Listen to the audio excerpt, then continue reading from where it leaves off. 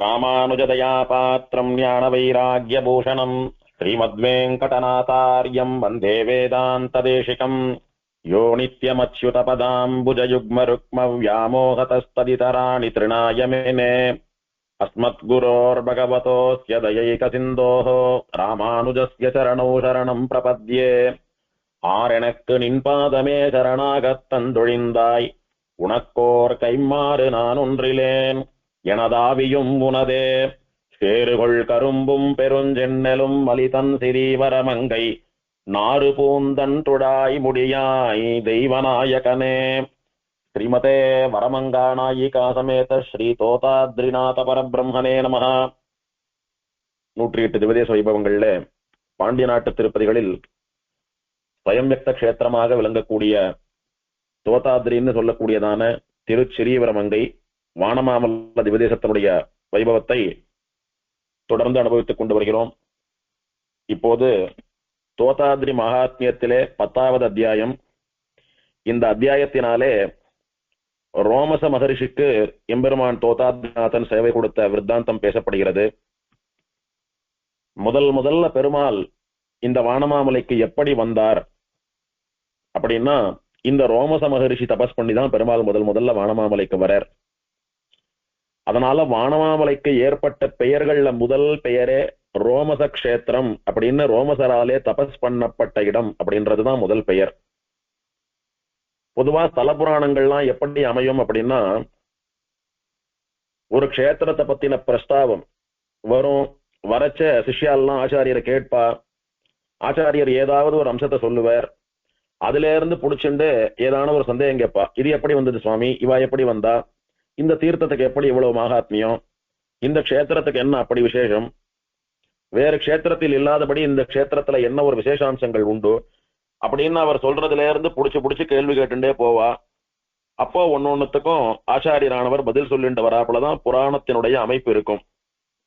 அதனால இந்த க்ஷேத்திரத்துல பெருமாளோட யார் யாரெல்லாம் இருக்கா அப்படின்றத வச்சுண்டு சூரிய சந்திரால் எப்படி வந்தா, பிருகுவும் மார்க்கண்டேயரும் எப்படி வந்தா, ஸ்ரீதேவி பூமிதேவி எப்படி வந்தான்னெல்லாம் ஒரு கேள்வியா சிஷ்யால் கேட்டு வரா. அதுக்கு ஒருத்தருடைய சரித்திரத்தையும் அவ இங்க வந்து சேர்ந்த வரலாற்றையும் ஆச்சாரியரான சூத பௌராணிகர் சொல்லிண்டே வரார். அந்த பிரஸ்தாவத்தில முதல்ல இந்த தோதாத்ரி கஷேத்திரம் எப்படி உருவாச்சு, பெருமாள் ஸ்ரீவைகுண்டத்திலிருந்து எப்போது இங்கு வந்து எழுந்தருளினான் அப்படின்ற கேள்விகளை எல்லாம் கேட்கிறச்ச ரோமசர்னு சொல்லக்கூடியவரான ரிஷி தபஸ் பண்ணி அவருக்கு பெருமாள் வந்து சேவை சாதித்து அவர் பெருமாளை பிரார்த்திச்சுட்டார், எம்பெருமானே எனக்கு சேவை கொடுத்தது போலவே எல்லோருக்கும் சேவை கொடுக்கணும் அப்படின்னு. அதுக்கு பெருமாள் சொல்றார், எல்லாராலையும் என்னுடைய திவ்ய ரூபத்தை காண்பது அரிது, அதுக்கு நிறைய யாக யஜ்ஞங்களோ தபஸோ பண்ணினாதான் என்ன நேர பார்க்க முடியும், வேணா ஒண்ணு பண்றேன், நான் விக்கிரக ரூபமா இங்க இருந்துட்டு எல்லோருக்கும் சேவை கொடுக்கறேன் அப்படின்னு பெருமாள் சாதிக்கிறார். சரின்னு தேவரீர் திருவுள்ளப்படியே பண்ண வேண்டியதுன்னு ரோமசர் பிரார்த்தித்த உடனே பெருமாள் இங்கே விக்கிரகமா சுயம்புவாக எழுந்தருள் இருக்கிறார் அப்படின்ற விஷயம் இந்த அத்தியாயத்தினாலே சொல்லப்படக்கூடியதான விஷயம். சூத பௌராணிகர்னு சொல்லக்கூடிய ஆச்சாரியரிடத்தில சவுனகர் முதலான நைமிசாரண்ய ரிஷிகள்லாம் பிரார்த்தித்து கேட்கிறா, எங்களுடைய ஆச்சாரியரான சர்வஜ்ஞரே, எல்லாம் தெரிந்த சுவாமியே, நீங்க இதுவரைக்கும் சொன்ன புராணங்கள் எல்லாமே கேட்கிறவாளுக்கு எல்லா க்ஷேமங்களையும் தரக்கூடிய புராணங்கள். அதுல முக்கியமா தோதாத்ரி மகாத்மியம்னு சொல்லக்கூடிய வானமாமலையினுடைய ஸ்தல புராணம் அந்த எம்பெருமானிடத்திலே பக்தியை ஏற்படுத்தக்கூடியது. யார் அந்த வானமாமல கஷேத்திரத்தினுடைய பிரபாவத்தை கேட்கிறாளோ அவளுக்கு தானாகவே எம்பெருமான் ஸ்ரீமன் நாராயணனிடத்திலே பக்தி ஏற்படுகிறது. அந்த பக்தியினுடைய பலனா அவ சரணாகதி பண்ணி அவளுக்கு மோட்சமும் கிடைக்கிறது. அப்படி கேட்ட மாத்திரத்திலேயே பக்தியையும் முக்தியையும் தரக்கூடியதான அந்த க்ஷேத்திரத்தை மேலும் விரித்துரைக்க வேண்டும், இன்னும் சொல்லுங்கோ அப்படின்னு கேட்கிறா. அப்போ அந்த சிஷ்ய கூட்டங்கள்ல இருந்து ஒரு ரிஷி கேட்கிறார் ஆச்சாரியரை பார்த்து, சுவாமி அதுக்கு முன்னால எனக்கு ஒரு சந்தேகம், நாம் எல்லாரும் இப்ப நைமிசாரண்யம்னு சொல்லக்கூடியதான வனத்துல உட்கார்ந்துட்டு இருக்கோம், இந்த வனத்துல தீர்த்தாமாடி ஜபம் அனுஷ்டானம் எல்லாம் பண்ணி இங்க புராணங்களை எல்லாம் நீங்க சொல்லி நாங்க கேட்டு இருக்கோம். இப்படி நாமெல்லாம் இந்த இடத்திலேயே வசிக்கிறதுனால நமக்கெல்லாம் நைமிசாரண்ய ரிஷிகள் அப்படின்னு பேரே வந்துடுத்து. முதல்ல இந்த க்ஷேத்திரத்துக்கு நைமிஷ வனம், நைமிஷாரண்யம் அப்படின்னு எப்படி பேர் வந்ததுன்னு சொல்லுங்கோ அப்படின்னு ஒருத்தர் கேட்டார். இன்னொருத்தர் கேட்டார், தோதாதிரியில ரோமரச மகரிஷி எதுக்காக தபஸ் பண்ணினார்? இன்னொருத்தர் கேட்டார், தோதாதிரின்னு சொல்லக்கூடிய அந்த வானமாமல கஷேத்திரத்திலே ஸ்ரீ வைஷ்ணவ தர்மம் எப்படி தோன்றியது? அங்க இருக்கிறவாள்லாம் ஸ்ரீ வைஷ்ணவ தர்மத்தை அனுஷ்டிக்கிறாளே, அது எப்படி? அந்த க்ஷேத்திரத்துல யாரெல்லாம் தபஸ் பண்ணி சித்தி பெற்றார்கள்? இப்பவும் யார் அந்த க்ஷேத்திரத்துல தபஸ் பண்ணிட்டு இருக்கா? யார் அங்க வசிக்கிறா? நீங்க சொன்ன கதைகள்ல இருந்து இதுக்கு முன்னால் அந்த க்ஷேத்திரம் ஒரு மாங்காடு, அதாவது மாந்தோப்பாக இருந்துதா கேள்விப்படுறோமே, அது எப்போது நகரமாக ஆச்சு அப்படின்னு பல கேள்விகள் அடுக்கின்றே போனா. சுருக்கமா அவளுக்கு வானமாமலையை பத்தி இன்னும் நிறைய தெரிஞ்சுக்கணும் அப்படின்ற ஆர்வம் இதுல இருந்து தெரியுது. இதுல இதுக்கு முன்னால வானமாமலை மாங்காடா இருந்ததுன்னு சொன்னாலே அது என்ன சமாச்சாரம் அப்படின்னா, இந்து தேசத்து அரசன் ரிஷியினுடைய சாபத்தினால நாயா போயிட்டான்னு பார்த்தோம். அவனை பிராணிகளை வைத்து பிழைப்பு நடத்தக்கூடிய ஒருவன் அப்படியே அந்த நாயை பிடிச்சிட்டு ஊர் ஊரா சுத்திண்டு வரச்ச கடைசியில வானமாமலைக்கு போய் சேர்ந்தான். சேர்றச்ச ஒரு பெரிய மாந்தோப்பு இருந்தது அங்கே. அந்த தோப்புக்குள்ள போன போது நிறைய மாம்பழங்களை பறிச்சு சாப்பிட்டு பசியில களைப்புல தூங்கி போயிட்டான். தூங்கி எழுந்து தாகமா இருக்கு, தீர்த்தம் சாப்பிடலான்னு பக்கத்துல ஏதாவது ஒரு நீர்நிலை இருக்கிறதான்னு தேடிண்டு வந்தான். அப்போ இவன் அழிச்சுண்டு வந்த அந்த நாய், அதாவது சாபத்தினாலே நாயாக போன அந்த சிந்து தேசத்து ராஜா, அவன் அந்த நாய்க்கு தாகம் எடுக்கிறதுன்னு அதுவும் ஜலம் எங்க இருக்குன்னு தேடிண்டு போன போது சேற்றுத்தாமரை புஷ்கரணியை கண்டது. அந்த மாந்தோப்புக்கு நடுவே சேற்றுத்தாமரை புஷ்கரணியை கண்டது. நாய்க்கு அது பவித்திரமான தீர்த்தம் எல்லாம் தெரியாது, ஜலம் இருக்கு சாப்பிடலான்னு இறங்கித்து. நல்ல வெயில், நாய்க்கு உடம்பெல்லாம் ஒரே வாட்டமா இருந்தது. அந்த ஜலத்துல இறங்கி நல்லா குளியல் போட்டு தீர்த்தம் சாப்பிட்டது. சாப்பிட்டுட்டோ கரை ஏறி வரச்ச நாய் மனுஷனா ராஜாவா மாறி போயிடுத்து. இத அந்த நாயை வச்சு வித்தை காட்டக்கூடியவன் பாக்குறான், அங்க இருக்கிறவெல்லாம் பாக்குறா. அதுக்கப்புறம் அவன் சாபத்தினால நாயா போன ராஜான்னு தெரிஞ்சுட்டு பிறகு தர்ம காரியங்களை எல்லாம் பண்ணி பெருமாளை சரணாகதி பண்ணி அவன் மோட்சத்துக்கு போய் சேர்ந்தான்னு அந்த சிந்து தேசத்து ராஜனுடைய நாய் சாபம் நீங்கிய வரலாற்றை பார்த்தோமே. அப்போ நாயை அழிச்சுண்டு அந்த வித்தை காட்டுறவன் அந்த ஊருக்கு வரச்ச அது ஒரு மாங்காடாக இருந்தது. மாந்தோப்புக்குள்ளதான் சேற்றுத்தாமரை புஷ்கரணி இருந்ததுன்னு பார்த்தோம். ஆக அதை புடிச்சுட்டு கேட்கிற ரிஷி, மாங்காடா இருந்ததுன்னு சொன்னாங்களே, இப்ப அது ஒரு க்ஷேத்திரம்னு சொல்லிட்டு வரீங்களே, மாங்காடு எப்படி க்ஷேத்திரமா மாறித்துன்றது கேள்வி. இப்போ இந்த கேள்விகளுக்கெல்லாம் சூத்தர் பதில் சொல்லணும். புராணத்தினுடைய அமைப்பு, புராணத்தினுடைய செயலி இப்படிதான் இருக்கும். ஒரு விஷயத்த சொன்னா அதுல இருந்து நூல் பிடித்து சிஷ்யா கேள்வி கேட்டுட்டே போவா. ஆச்சாரியன்னு சொல்லக்கூடியவர் தினவடங்க சொல்லக்கூடியவரா, இவா கேட்கிற சந்தேகங்களுக்கெல்லாம் சமாதானம் சொல்லக்கூடிய மகா ஞானியா இருக்க வேணும் அப்படின்றது விஷயம். ஆச்சாரியனானவன் தனக்கு தெரிந்த விஷயத்தை கேட்கக்கூடிய சிஷ்யர்களுக்கு, ஸ்ரத்தையா கேட்டு மனசுல வைத்துக் கொள்ளக்கூடிய சிஷ்யர்களுக்கு ஒருபோதும் அதை மறைக்க கூடாதுன்னு சாஸ்திரம் சொல்றது. அதே மாதிரி கேட்கக்கூடிய சிஷ்யன் ஆச்சாரியனுக்கு தெரியுமா தெரியாதான்னு சோதனை பண்ணி பார்க்கலான்ற எண்ணத்துல கேட்டானானா அவனுக்கு நரகம் சம்பவிக்கிறது. தனக்கு சந்தேகம் ஏற்பட்டால் அந்த சந்தேகத்தை தீர்த்து கொள்வதற்காக கேட்க வேண்டுமே ஒழிய நம்ம ஆச்சாரியனுக்கு எல்லாம் தெரிஞ்சிருக்கா இல்லையான்னு பார்க்கலான்னு சோதனை பண்றாப்புல தெரிவிக்கிறதுன்றது அது மகா பாபம் அவனுக்கு.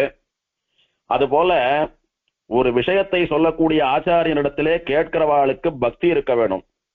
யார் எந்த நல்ல விஷயத்தை சொன்னாலும் தன்னுடைய சொந்த ஆச்சாரியனிடத்திலே இருப்பது போலவே அவர்களிடத்துல ஒரு பக்தி பாவமானது ஏற்பட்டால் ஒழிய அவ சொல்லக்கூடிய விஷயங்கள் மனசிலே புகாது, நல்ல விதத்துல புரிஞ்சுக்க முடியாது. அப்படியே புரிஞ்சுட்டாலும் அந்த சமயத்துக்கு மறந்து போயிடும், காலத்துக்கும் மனசுல அது பதியாது. காக்கை வாயிலும் கட்டுரை கொள்வர் காரணா கருளக்கொடியானே அப்படின்னு ஆழ்வார் சொன்னார். ஒரு காக்காவா இருந்தா கூட ஏதோ விஷயம் சொல்றது அப்படின்னு அதுகிட்ட ஒரு மதிப்பு இருக்கணுமா. கிராமங்கள் எல்லாம் சொல்லுவாளோ இல்லையோ, ஆத்து மேல காக்கா வந்து கூவித்துன்னா ஆத்துக்கு யாரோ அதிதிகள் வரப்போறா, விருந்தாளிகள் யாரோ வரப்போறான்னு சொல்றது உண்டு. அந்த மாதிரி காக்காவா இருந்தாலும் அது வாயில இருந்து ஒரு வார்த்தையை நாம கௌரவமா கிரகிக்கணும் அப்படின்னு சொல்றாரு ஆழ்வார். அதனால பகவான் விஷயமான விஷயங்களை கேட்பதற்கு இவா சொல்றா அவா கேட்கறான்றதெல்லாம் விஷயம் இல்லை. சொல்றவாளிடத்துல ஒரு பக்தி இருந்தால் ஒழிய கேட்கிறவாளுக்கு அது நிலைக்காது. இந்த ரிஷிகளுக்கெல்லாம் புராணங்களை வகுத்த வியாசருடைய சிஷ்யரான சூத பௌராணிகரிடத்திலேயே புராணம் கேட்கக்கூடிய பாக்கியம் எப்படி நிலைத்தது அப்படின்னா, அவ எல்லாரும் சாட்சாத் பெருமாளிடத்திலே கேட்பது போல அந்த ரிஷியினிடத்துல பக்தியோடு கூட கேட்டார்கள்.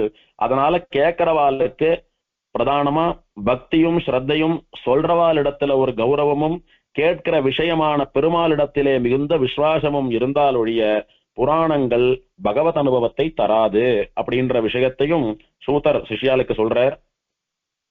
இப்படி நிறைய விஷயங்களை நடுவே நடுவே தர்ம சூக்ஷ்மங்களையும் கூட சூதர் இந்த ரிஷிகளுக்கெல்லாம் சொல்லிட்டு வரார். இப்படியாக சொல்லப்பட்டதுதான் 18 புராணங்கள். இப்போ இவா கேட்ட கேள்விக்கெல்லாம் தகுந்த முறையிலே சூதர் பதில் சொல்றார். சவுனகாதி மகரிஷிகளே, ஒருத்தன் இறங்கி தீர்த்தாமாடினானா அவனுடைய பாவத்தை போக்கக்கூடிய பரிசுத்தமான புண்ணிய நதியை போல இந்த தோதாத்ரி மகாத்மியம்னு சொல்லக்கூடிய சரித்திரமும் காதால கேட்கிறவாளுடைய பாவத்தை கழுவக்கூடிய புண்ணிய நதியாகும். ஒரு புண்ணிய நதியில இறங்கி தீர்த்தாமாடினாதான் பாவம் போகும். ஆனா தோதாத்ரி மகாத்மியம்னு சொல்லக்கூடிய இந்த ஸ்தல புராணத்தை காதால் கேட்ட மாத்திரத்திலேயே பாவம் போறது. இந்த ஸ்தல புராணத்தினுடைய நோக்கம் என்ன? வானமாமலை கஷேத்திரத்தினுடைய பெருமையை விளக்குவதும், அங்கே எழுந்தருளி இருக்கக்கூடிய தோதாத்ரிநாதன் சொல்லக்கூடிய தெய்வநாயகனுடைய பெருமையை சொல்வதும் தான் இந்த புண்ணிய கதையினுடைய நோக்கம். அதனாலே அந்த க்ஷேத்திரத்து மேல பக்தியோடு கூட இதை கேளுங்கள், அந்த எம்பெருமான் மீது ஒரு பக்தியோடு கூட இந்த புராணத்தை கேளுங்கள். அது உங்களுக்கு எல்லா பாவங்களையும் நீக்கி விரைவில் எம்பெருமானுடைய சாமீபியத்தை உங்களுக்கு பெற்றுத்தரும் அப்படின்னு கேட்கிற விஷயத்துல ஒரு ஸ்ரத்தை இருக்கணும் அப்படின்றத சொல்லிட்டு ஆச்சாரியன் சொல்ல ஆரம்பிக்கிறார். நைமிசாரண்ய வனத்துல தபஸ் பண்ணிட்டு இருக்கிற ரிஷிகளுக்கே அந்த ஸ்ரத்தை தேவை அப்படின்னா, நம்மள மாதிரி சாமான்யமா இருக்கிறவாளுக்கெல்லாம் எத்தனை ஸ்ரத்தையோட கேட்டால் பலன் தரும் அப்படின்றத நாம புரிஞ்சுண்டு தோதாத்ரிநாதன் திருவடிவாரத்துல உட்கார்ந்துண்டு அவன் சன்னதியில இதை கேட்கறது போலவே நாம எல்லாம் ஸ்ரத்தையா கேட்க வேண்டும் அப்படின்றது இங்க நமக்கு சொல்லப்படுறது. இப்ப பதில் சொல்றார். ஹே ரிஷிகளே, முன்னொரு காலத்திலே புஷ்கரம் அப்படின்ற க்ஷேத்திரத்துல, இது ஸ்வயம்யுக்த க்ஷேத்திரங்கள்ல ஒன்னா சொல்லப்படக்கூடியதான புஷ்கரம். இந்த புஷ்கரம்னு சொல்லக்கூடிய க்ஷேத்திரத்தில ரிஷிகளில் சிறந்தவரும் மகா வித்வானும் ஆத்ம ஞானியும் மகா தேஜஸ்வியுமான தீர்க்கரோமர்னு சொல்லக்கூடிய ஒரு ரிஷி தபஸ் பண்ணிட்டு இருந்தார். அவர் தபஸ் பண்ணி முடிச்சுட்டு உட்கார்ந்து இருக்கிற சமயத்துல இப்பேற்பட்ட தபஸ்வியா, இப்பேற்பட்ட தேஜஸ்வியா, மகா வித்வானா இருக்காரு இந்த சுவாமி. இவரிடத்துல நிறைய தத்துவ விசாரம் எல்லாம் பண்ணி நிறைய விஷயங்களை தெரிஞ்சுக்கலாம் அப்படின்ற ஒரு நல்ல எண்ணத்தோடு கூட நிறைய ரிஷிகள் அங்க வந்து சேர்றா, புஷ்கரத்துக்கு வந்து சேர்றா. யாரெல்லாம் வந்தா அப்படின்னா, ஆகம சாஸ்திரங்களுக்கெல்லாம் கிரந்தம் எழுதின மரீச்சி அங்க வந்தார், காஷ்யப மகரிஷி வந்தார், மௌல்யர்னு சொல்லக்கூடிய ரிஷி வந்தார், பிருகு மகரிஷி வந்தார், காத்யாயன மகரிஷி வந்தார், ஆங்கீரசர் வந்தார், ஜாபாலி வந்தார், காலவர் வந்தார், கண்வர் வந்தார், ததீச்சி, நாரதர் முதலான ரிஷிகள்லாம் வந்தா. இந்த ரிஷிகளோடு கூட அவளுடைய பிரதான சிஷ்யாலும் கூட அங்க வந்தா. தான் தபஸ் பண்ணிட்டு இருக்கிற இடத்துக்கு இப்பேற்பட்ட ரிஷிகள்லாம் தேடி வராளே அப்படின்னு அங்க தபஸ் பண்ணிட்டு இருக்கிற தீர்க்கரோம மகரிஷி அவளை எல்லாம் வரவேற்று உபச்சாரம் பண்ணி அவளுக்கு ததியாராதனை எல்லாம் பண்ணி வைத்தார். சாட்டு உட்கார்ந்துட்டு பல தத்துவங்களை பற்றி ஆராய வேணும் அப்படின்னு அவளுடைய வித்வத் சபை கூடியது. அதுல சில ரிஷிகள் நில தத்துவம், அதாவது இந்த பிருத்திவி இருக்கே பூமி, இதனுடைய அமைப்பு என்னன்றத பத்தி அந்த சித்தாந்த விசாரம் எல்லாம் பண்ணினா. சில பேர் ஜல தத்துவம் அப்படின்னு நீரை பற்றி பேசினார்கள். சில பேர் அக்னியினுடைய சொரூபத்தை பத்தி வாதம் பண்ணினா. சில பேர் வாயு தத்துவத்தை பற்றி பேசினா. சில பேர் ஆகாச தத்துவத்தை பற்றி பேசினா. இப்படி பஞ்சபூதங்களினுடைய விசாரம் அந்த சபையிலே முதல்ல நடைபெற்றது. சிலர் இந்த மாதிரி கேவலம் பஞ்சபூதங்களை பற்றி விசாரம் பண்ணி என்ன பண்ண போறோம், இது எல்லாத்துக்கும் ஆத்மாவா இருந்து இது எல்லாத்தையும் படைத்து இயக்கக்கூடிய ஸ்ரீமன் நாராயணன் விஷயமாக விசாரம் பண்ணினால்தானே நமக்கு ஆத்மக்ஷேமம் ஏற்படும் அப்படின்ற விஷயத்தை புரிந்து கொண்டு பரம சாத்விகாலா ஸ்ரீமன் நாராயணனே பரதத்துவம் அப்படின்னு சொல்லி பிரம்ம தத்துவத்தை, பரதத்துவத்தை விசாரம் பண்ணி தெரிந்து கொள்ளக்கூடியதான வாதத்திலே ஈடுபட்டார்கள். பெருமாளை பத்தி சில பேர் பேசினா. சில பேர் மந்திர சாஸ்திரம் பேசினா. மந்திரங்களுக்கு எப்படி சக்தி வர்றது, மந்திரங்களை எப்படி ஜபம் பண்றது, மந்திர உச்சாரணம் எப்படி இருக்கணும், மந்திர ஸ்வரத்துல பிழை ஏற்பட்டா என்ன தண்டனைகள் ஏற்படும் அப்படின்னு எல்லாம் விளக்கக்கூடியதான மந்திர சாஸ்திரத்தை பத்தி சில பேர் பேசினா. சில பேர் கைவல்யம்னு சொல்லக்கூடிய ஆத்மா அனுபவம், தன் ஆத்மாவை தானே அனுபவிப்பது எப்படின்னு சொல்லக்கூடிய தத்துவத்தை பத்தி பேசினா. சில பேர் பிரம்மாவை பத்தி பேசினா. சில பேர் ருத்ரனை பத்தி பேசினா. இப்படியே அந்த வித்வத் சபை ரொம்ப களகட்டின்னு இருந்தது. அப்போ பிரம்மாவும் கூட அந்த இடத்துல இருந்தார். திடீர்னு பிரம்மா அங்க வரவே ரிஷிகள்லாம் பிரம்மாவை ஸ்தோத்திரம் பண்ணி அவளுடைய வாதங்களை எல்லாம் பிரம்மா முன்னால சொன்னான். சொல்லிட்டு, சுவாமி, நாங்க சொன்ன தத்துவங்கள்லாம் சரிதானா, இதுல எந்தெந்த தத்துவம் உயர்ந்ததுன்னு ஆளாளுக்கு ஒரு ஒரு தத்துவத்தை எடுத்துட்டு பேசினோம். சில பேர் ஜலம் உசந்தது, சில பேர் ஆகாசம் உசந்ததுன்னு, பஞ்சபூதங்கள்லாம் உசந்ததுன்னு 5 பேர் பேசினான். ஒருத்தர் பிரம்மாவான நீங்க தான் உசந்தவர்னு பேசினோம். ஒருத்தர் ருத்ரன் உசந்தவன் பேசினார். ஒருத்தர் நம்ம ஆத்மாவே நம்ம அனுபவிப்பதற்கு உரியதுன்னு பேசினோம். அந்த மாதிரி நிறைய விசாரங்கள் நடந்தது. நீங்க தேவர்கள்ல மூத்தவரா இருக்கக்கூடியவர், பெருமாளால முதல்ல சிருஷ்டிக்கப்பட்டவர். சுவாமி, நீங்க வயசுலயும் ஞானத்திலயும் மூத்தவர், எப்போதும் வேதம் சொல்லிட்டு இருக்கிறவர். நீங்க சொல்லுங்கோ, நாங்க விசாரம் பண்ணினதுல எந்த தத்துவம் வசந்த தத்துவம்? பிரம்மாவான நீங்களா, ருத்ரனா, ஸ்ரீமன் நாராயணனா, நம்ம ஆத்மாவா, இல்ல பஞ்சபூதங்களா, யார் வசந்தவான்றத நீங்க தீர்ப்பா சொல்லுங்கோ அப்படின்னு பிரம்மாவினிடத்துல ஒரு வாதத்தை வச்சா. உடனே பிரம்மா என்ன பண்ணார், நீங்க சொன்னதெல்லாம் கேட்டுட்டேன், ஒரு நிமிஷம் பொறுங்கோ, இப்போதே என்னுடைய சக்தியாலே ஒரு விமானத்தை சிருஷ்டிக்கிறேன் அப்படின்னு பிரம்மா அப்படியே கையை காட்டினார். ஒரு விமானம், ஒரு திவ்ய விமானம், ஆகாசத்திலே பறக்கக்கூடியதான விமானம் அங்க வந்து நின்னுது. இப்போ அந்த விமானத்தை கைகாட்டி ரிஷிகள் இடத்துல சொல்றார் பிரம்மா, ஹே தபஸ்விகளா, மகா ஞானிகளா இருக்கக்கூடிய ரிஷிகளே, நீங்க மொத்தமா எல்லாரும் இப்போவே இந்த விமானத்தில் ஏறிக்கோங்க. ஏறிண்டு உங்களுக்கு எப்படி இஷ்டமோ அப்படி சொல்லுங்க, இந்த விமானம் உங்களை அங்க அழிச்சுட்டு போகும். நீங்க ஆகாசத்துல பறக்க ஆரம்பித்த உடனே கீழே அப்படி பார்த்துட்டு போனீங்களான்னா அழகான மலைகள் தெரியும், காடுகள் தெரியும், பழத்தோப்புகள் தெரியும், நதிகள் தெரியும், அருவிகள் தெரியும், பறவை கூட்டங்கள், விலங்கினங்கள்லாம் தெரியும். எந்த இடம் உங்க மனசை ரொம்ப கவர்றதோ அங்க போனோம்னு சொன்னீங்களான்னா அந்த விமானம் உங்களை அங்க அழிச்சுட்டு போகும். அப்படியே ஆகாசத்திலேயே நீங்க ஆசையா சுத்திண்டு வரலாம் அப்படின்னு ஒரு வரம் கொடுத்தார். கொடுத்துட்டு ஒரு கண்டிஷன் சொல்றார். என்னன்னா, இந்த விமானம் நீங்க எங்க சொன்னாலும் அங்க போகுமே ஒழிய ஆகாசத்துலதான் பறந்துட்டு இருக்குமே ஒழிய தரையிறங்காது. இந்த விமானம் அதுவா சில இடங்கள்ல தரையில இறங்கும்.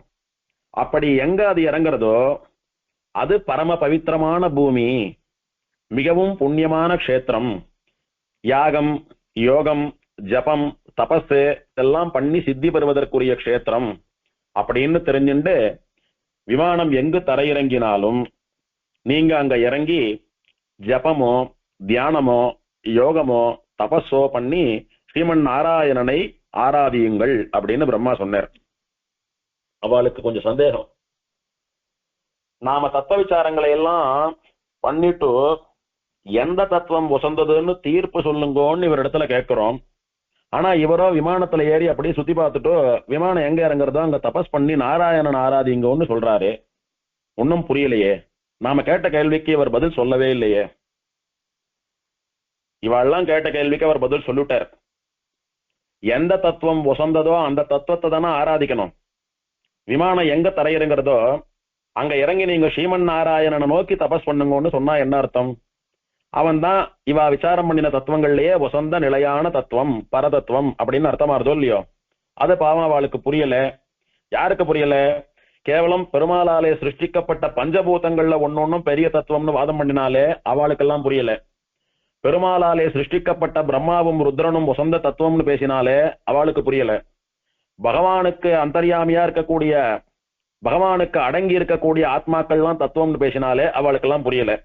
ஸ்ரீமன் நாராயணனே பரதத்துவம் அப்படின்னு வாதம் பண்ண சில மகான்களுக்கு மட்டும் புரிந்தது. அதனால புரியாதவாள்லாம் சேர்ந்துட்டு பிரம்மாவின் இடத்துல திரும்பி கேட்கிறா, சுவாமி நீங்க சொல்றபடியே பண்றோம், ஆனா எங்களுக்கு எது பரதத்துவம்னு நீங்க சொல்லலையே அப்படின்னு திரும்ப கேட்ட போது பிரம்மா சொல்றார், இந்த விமானம் எங்க தரையிறங்குறதோ அங்க போய் தபஸ் பண்ணிட்டு இருங்கோ. நீங்க பண்ணிட்டு இருக்கிற தபஸுக்கு நடுவுல பஞ்சபூதங்கள்ல ஒருத்தனான வாயு இருக்கான் பாருங்க, அவன் வந்து உங்க முன்னால தோன்றி வேதாந்தத்தினாலே சொல்லப்பட்ட பரதத்துவம் எதுவோ, அதாவது உபனிஷத்துக்கள்லாம் யார பரதத்துவம்னு சொல்றதோ, ஸ்மிருதி பூஜிதமான பரதத்துவம் எதுவோ, அதாவது தர்மசாஸ்திரங்கள்லாம் யார பரதத்துவம்னு சொல்றதோ, வேதங்கள்லாம் யார பரதத்துவம்னு சொல்றதோ, எது மிகவும் சூக்ஷ்மமான தத்துவமாக இருக்கிறதோ வியாசர் முதலான வேத வித்துக்கள் எல்லாம் புராணங்களிலே எது பரதத்துவம் என்று காட்டினார்களோ, ஸ்ரீமத் அஷ்டாட்சர மகாமந்திரம்னு சொல்லக்கூடிய வசந்த மந்திரம் இருக்கிறதே, மோட்சத்தையே பெற்றுத்தரக்கூடிய மந்திரம், அந்த மந்திரம் எந்த தேவதையை தொழுகிறதோ அந்த வசந்த பரதத்துவம் எதுவோ அதை வாயுதேவன் உங்களுக்கு உபதேசம் பண்ணுவான் அப்படின்னு சொன்னார். இப்பவும் தெளிவா சொல்லிட்டார். வேதங்கள்லாம் யார பரதெய்வம்னு சொல்றது? பெருமாளைத்தான் பரதெய்வம்னு சொல்றது. வியாசர் முதலானவாள்லாம் யார தெய்வம்னு காட்டி கொடுக்கறா? ஸ்ரீமன் நாராயணன் தான் பரதத்துவம், அவனுக்கு மேலான தெய்வம் இல்லைன்னு சொல்றா. இப்படி தெல்ல தெளிவா சொல்லிட்டார். இருந்தாலும் இவாளுக்கு இன்னும் புரியல. சரி, பிரம்மா சொல்லிட்டார் அப்படின்றதுக்காக அந்த விமானத்துல ஏறிண்டா. இவாள்லாம் ஏறினா விட்டு உடனே அந்த விமானம் புறப்பட்டது. அப்படி ஆகாசத்துல கண்ணுக்கு இனிமையான இடங்களை எல்லாம் பார்த்துட்டே வந்தா. அப்படி பார்த்துட்டு வர சமயத்துல அந்த விமானம்னு சொல்லக்கூடியது எப்படி இருக்கும்னா, தரையில ஓடுறச்ச ஒரு தேர் போல ஓடும். அதுக்கு சக்கரம் வேணும். தரையில எந்த ஒரு வாகனம் பயணிக்கணும் அப்படின்னாலும் சக்கரம் வேணும். அதுக்கு 4 சக்கரங்கள் இருக்கும். தரையில தேராவும் அதை இழுத்துட்டு போலாம். குதிரையோ மாடோ ஏதோ கட்டி தேரா இழுத்துட்டு போலாம். ஆகாசத்துல பறக்கிறச்ச அந்த விமானத்துக்கு சிறகுகள், ரெக்கை இருக்கும். அந்த ரெக்கையை கொண்டு ஆகாசத்துல பறக்கும். அது அந்த விமானத்தினுடைய லட்சணம். இப்படி ரெக்கையால விமானம் பறந்துட்டே போறச்ச ஒரு இடத்துல அந்த விமானத்தினுடைய முன் சக்கரம் கழண்டு உண்டுடுத்து. சக்கரம் தானா கழண்டுடுத்து. கழண்டி அப்படியே சுருண்டு வந்து பூமியில ஒரு இடத்துல அப்படியே சுத்திண்டே வந்து நின்று விழுந்தது. அந்த சக்கரம் விழுந்த இடத்துல அந்த சக்கர வடிவத்திலே ஒரு குளம் தோன்றியது.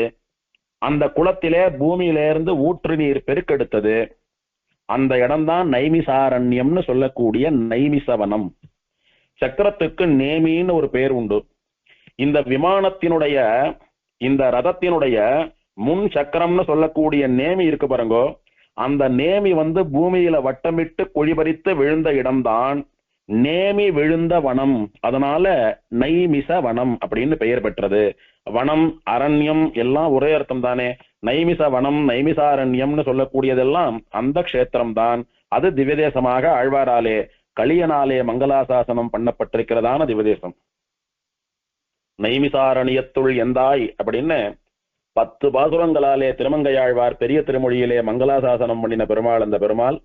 ஆச்சரியமான திவ்யதேசம்.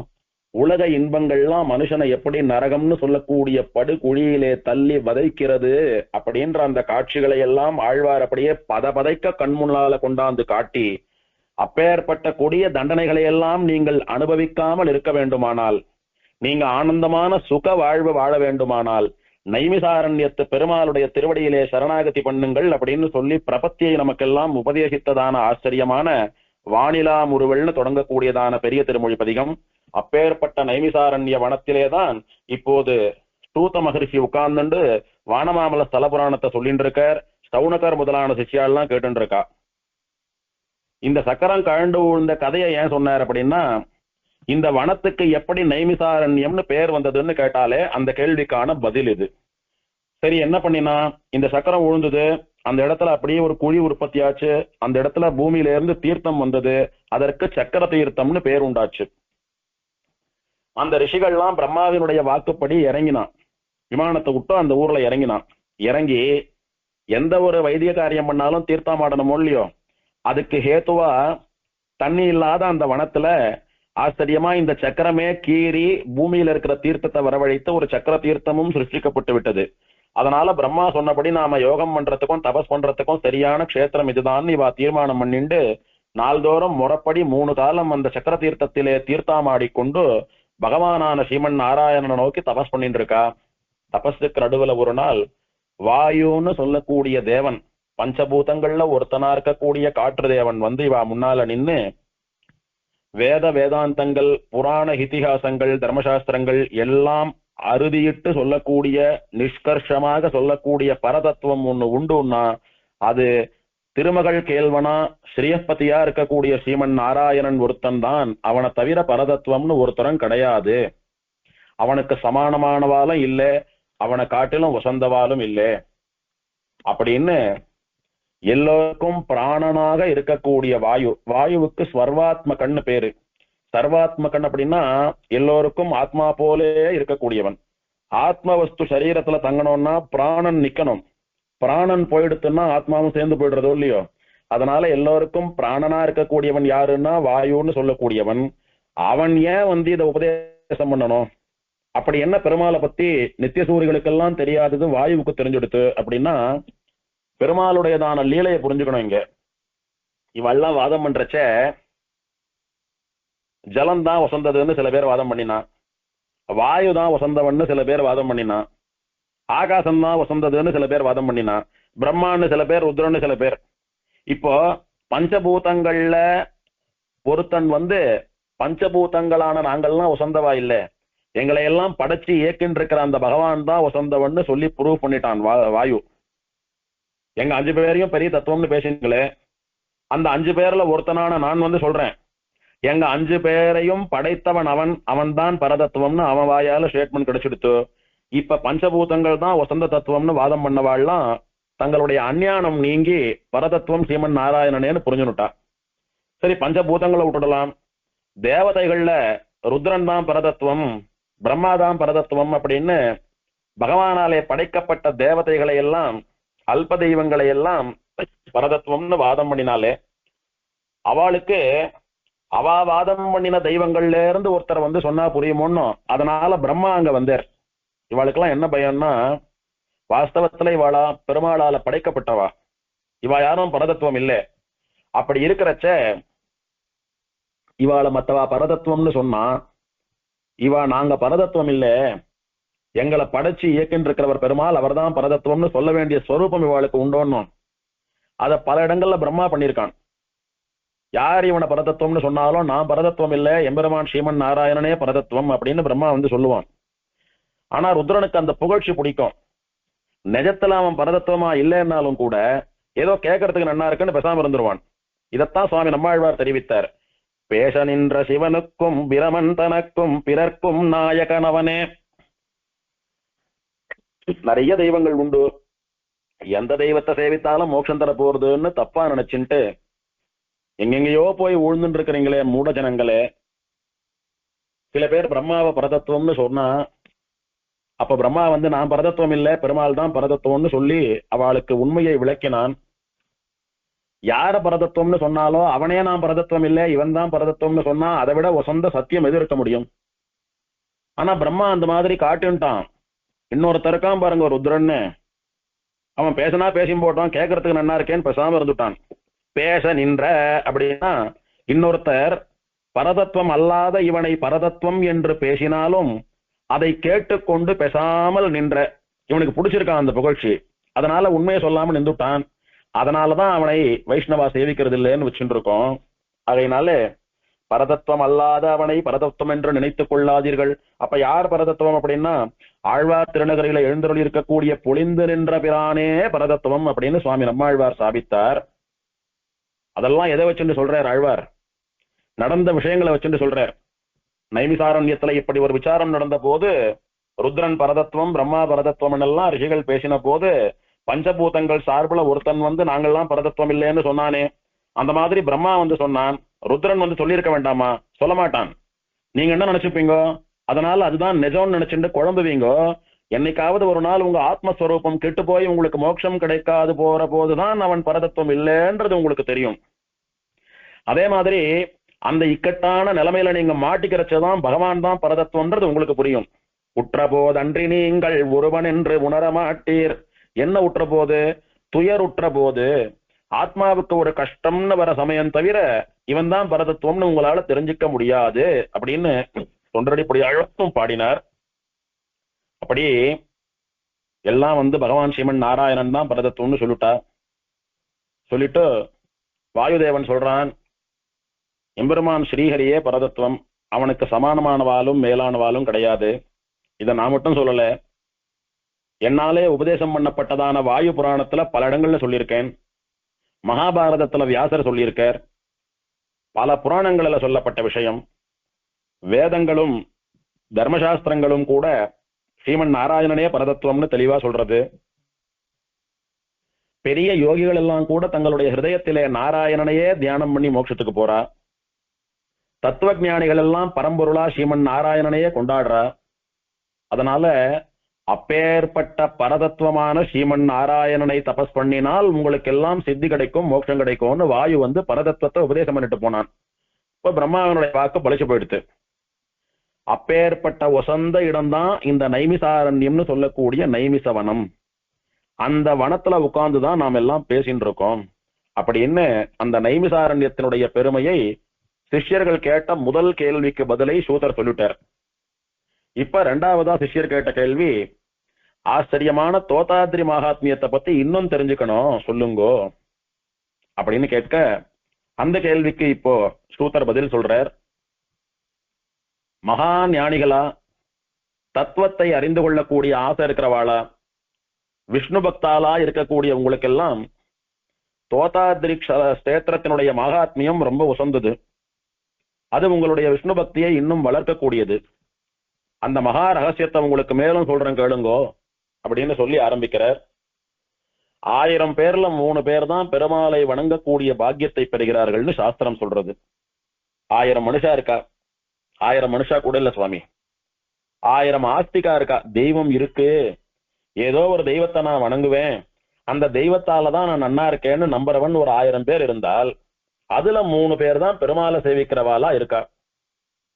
அதனால ரொம்ப புண்ணியம் பண்ணவாளாலதான் பெருமாளை சேவிக்கக்கூடியதான பாக்கியம் கிடைக்கும். அதிலும் பகவானான ஸ்ரீமன் நாராயணனே பரதத்துவம் அப்படின்னு உணர்ந்து பரதேவதா பாரமார்த்திய ஞானத்தோட பெருமாளை சேவிக்கிறவன் ரொம்ப துர்லபம்.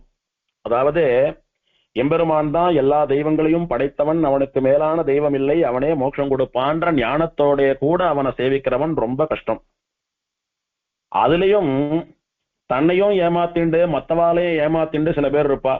அதாவது கேட்பது பகவானுடையதான பிரபாவம், நெத்தில இட்டுக்கிறது பகவானுடைய திருவடியான திருமண் காப்பு, வாயில சொல்றது பகவானுடையதான மந்திரங்களும் பாசுரங்களும் ஸ்தோத்திரங்களும். ஆனால் பகவானுக்கு சமானமாக நினைத்து ஏதேதோ அல்ப தெய்வங்களை எல்லாமும் பூஜித்துக் கொண்டிருப்பார்கள். ஒரு லிங்கத்தை வச்சுட்டு பூஜை பண்றதோ, இல்ல ஏதாவது ஒரு தேவதாந்திர சிலைகளை வச்சுட்டு பூஜை பண்றதோ, இதையெல்லாம் ஆச்சாரியனுக்கு தெரியாமல், தனக்கு பகவானை பற்றின விஷயங்களை சொல்பவர்களுக்கு தெரியாமல், தன் மனசாட்சிக்கு விரோதமாக இதையெல்லாம் பண்ணக்கூடியவர்களை பகவான் ஒருபோதும் ஏறெடுத்தும் பார்ப்பதில்லை. அவர்கள் பகவானுக்கு துரோகம் பண்ணின மகா பாவிகளாகிறார்கள். அதனால தெய்வ நம்பிக்கை இருக்கிறவன் 1000 பேர் இருந்தா அதுல 3 பேர் தான் பெருமாளை சேவிக்கிறான். அந்த 3 பேர்லயும் ரொம்ப சொல்பமா தோராயமா அந்த 3ல 1 பங்கு தான் பகவானே பரதத்துவம்னு உணர்ந்து சேவிக்கிறது. அதுலயும் தன்னையும் ஏமாத்திக்காம, ஆச்சாரியனையும் ஏமாத்தாம, மத்தவாளையும் ஏமாத்தாம பெருமாளை மட்டுமே சேவிக்க கூடியவர்கள் விரல் விட்டு எண்ணக்கூடியவர்கள். அப்பேற்பட்ட விரல் விட்டு எண்ணக்கூடியவர்களுக்குத்தான் மோட்சம் தருகிறான் பகவான். பகவானை ஏமாற்றியவர்களுக்கு ஒருபோதும் மோட்சம் கிடையாது. நாம என்ன பண்றோம்னு மத்தவாளுக்கு தெரியாது அப்படின்னு நாம நினைச்சுட்டு இருக்கலாம். ஆனா பகவான் பார்த்துட்டு இருக்கான். நாம யாருக்கும் பதில் சொல்ல வேண்டிய நிர்பந்தத்தில் இல்லைன்னாலும் பகவானுக்கு பதில் சொல்லியே ஆக வேண்டிய நிர்பந்தத்தில் இருக்கிறோம்.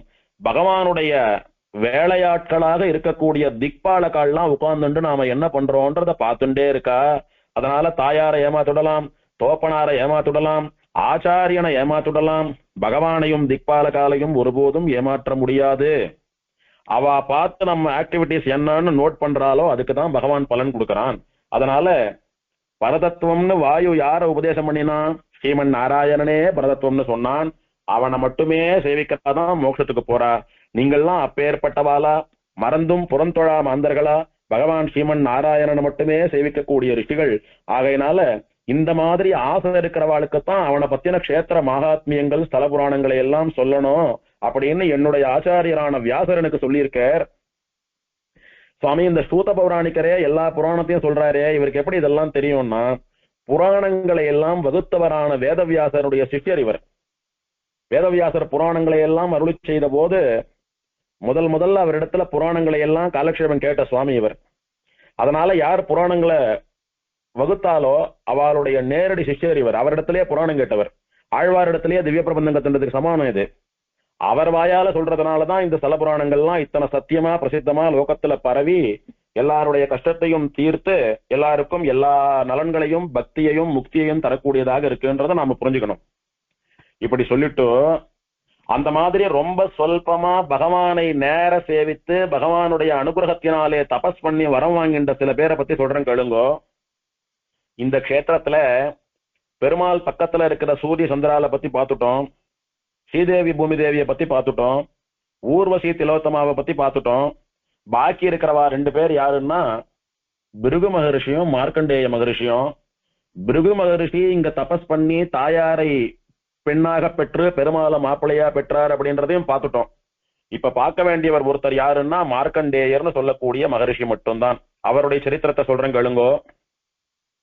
முன்னொரு காலத்துல மிருகண்டு மகரிஷின்னு ஒரு மகரிஷி ரொம்ப ஆச்சரியமா தபஸ் பண்ணிட்டு பெரிய ஞானியா இருந்தார். அவருடைய குமாரன் மார்க்கண்டேயன்னு சொல்லக்கூடிய மகரிஷி. அந்த மகரிஷி ஜிதேந்திரியர், அதாவது புலன்களை அடக்கியவர். புலன்களை அடக்கிறது தானே சுவாமி ஒரு ரிஷிக்கு லட்சணம். அது என்ன பெருமைன்னா, அப்படி இல்ல, இளம் வயதிலேயே குழந்தை பருவத்திலேயே புலன்களை அடக்கியவர். அந்த காலத்துல எல்லாம் குழந்தை திருமணம்னு நடக்கும். 12-13 வயசு இருக்கிறச்செல்லாம் அவளுக்கு குழந்தை பிறந்துடும்.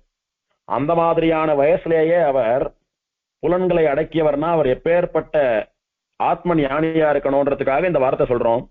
அவர் ஜிதேந்திரியர், இந்திரியங்களை எல்லாம் வென்றவர், ஜெயித்தவர்.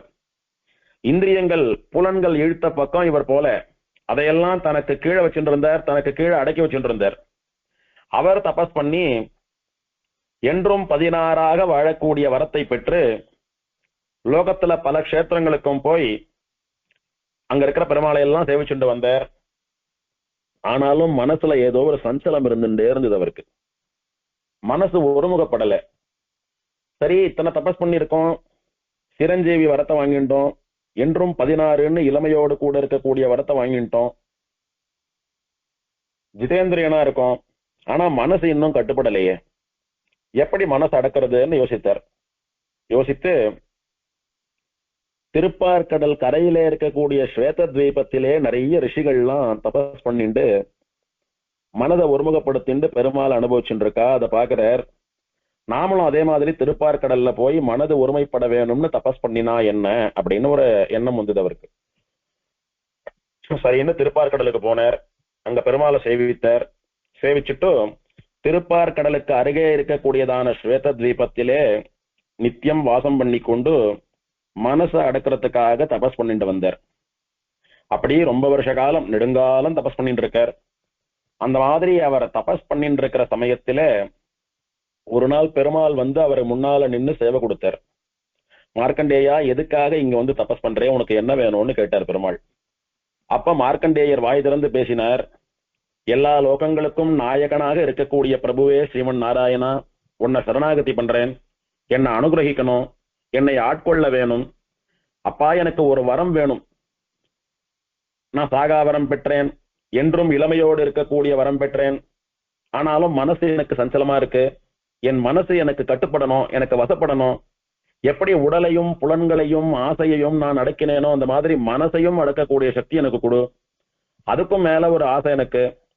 இந்த ஸ்வேத துவீபத்துல இருக்கிற ரிஷிகள் எல்லாம் எப்போதும் உன் பக்கத்திலேயே இருந்து உன் அனுபவிச்சுட்டு இருக்காளே, அந்த அனுபவத்தினுடைய இனிமை இங்க வந்தாவிட்டுதான் எனக்கு புரிஞ்சுது.